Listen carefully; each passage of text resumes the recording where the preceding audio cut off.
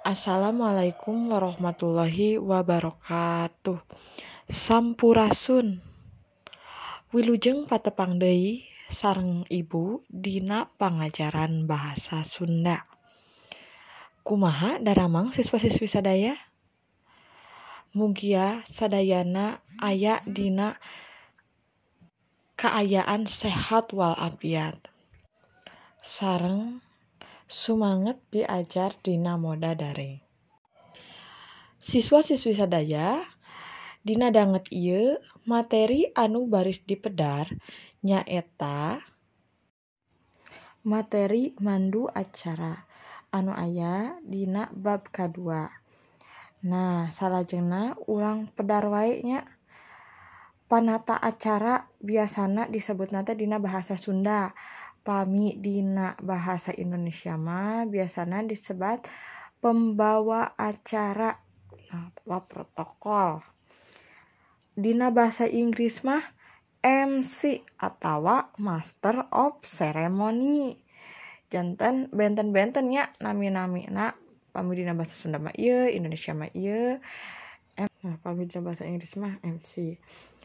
Panata acara nyaeta salah sahiji jalma anu ngatur jalana acara. Panata acara oge miboga pancen. Naon cenah ai pancen teh? Pancen teh tugas ngatur acara sangkan lumangsung luyu jeung jadwal anu geus ditangtukeun. Anu salajengna acara nu diatur ku panata acara. Kahiji gempungan, dina gempungan teh ngawongku naon wae, rapat, sawala, ceramah. Tah, nu kadua aya upacara. Biasana upacarana teh upacara bendera.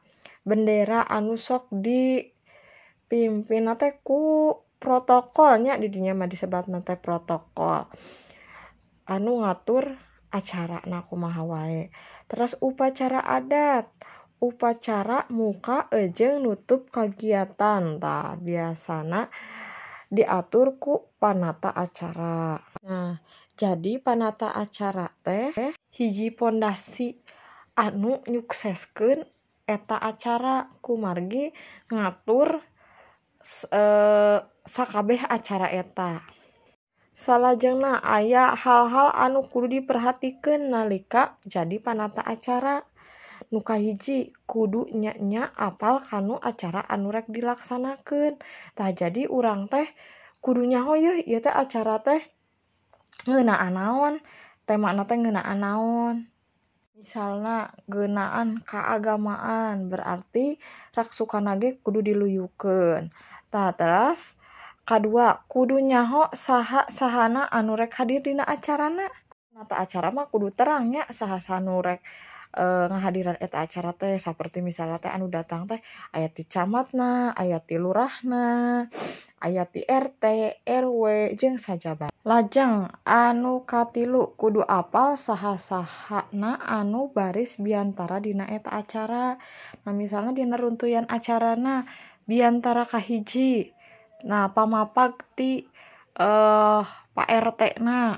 Nu kadua pamapag ti Pak RW. Terus sambutan ti saha. Nah, kudu terangnya saha-sahana. Anu kaopat kudu apal kana runtuyan acara sagembleng. Anu kalima kudu apal saha anu baris ngeusian atawa mimpin acara anu geus ditangtukeun. Anu kagenep kudu apal kana runtuyan acarana. Biasana sok dibentuk panata calagara, tak aya panitia acarana saha-sahana wae. Terus salajengna susunan acarana. Kahiji bubuka, biasana sok langsung dibuka ku panata acara. Terus anu kadua biantara pokok pikeun ngadadarkeun pasoalan anu rek ditepikeun atawa disawalakeun. Tah, katilu aya tanya jawab, sesi tanya jawab nya dina tengah-tengah acara teh. Anu kaopat ngasongkeun hasil rapat. Jadi tina sagemblengan anu entos dirapatkeun teh miboga kacindakan. Terus anu pamungkas panutup, biasanya sok langsung ditutup ku panata acara. Terus salajengna hal-hal anu kudu diperhatikeun ku panata acara. Kahiji, sorana kudu bedas jeung bentes. Kudu jelas kadangu ku pamilon. Terus rentong jeung wirahma merenah. Miboga pangaweruh anu jembar ngeunaan materi acara anu ditepikeun surti kana suasana jeung kahayang hadirin. Miboga sikap anu hade, miboga kamampuh pikeun ngahirupkeun suasana jeung miboga kamampuh pikeun ngareka basa. Nah, kangge lawungan dinten ieu urang cekapkeun sakitu heula materina. Tepang deui minggon payun. Hatur nuhun kana perhatosanana.